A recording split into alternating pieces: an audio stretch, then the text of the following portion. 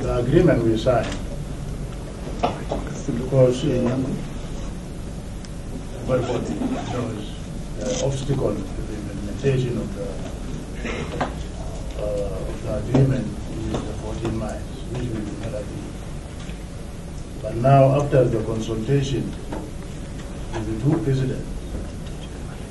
presidents has taken a decision, and that is what it is the result of this signature today. The two states are committed to the implementation of all the security arrangements. So we can assure you the government of the Republic of South Sudan is very, very committed in the implementation. Thank you very much. Thank you.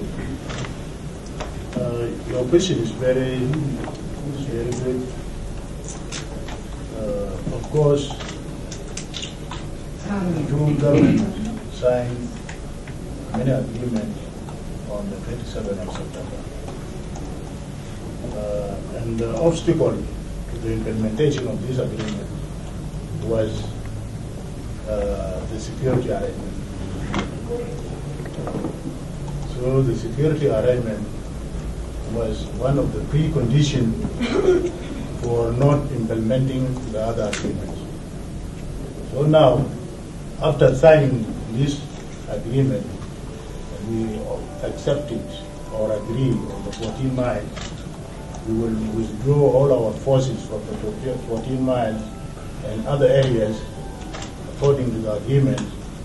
I think there should be no obstacle again that can let the implementation, not the other agreement, not to be implemented.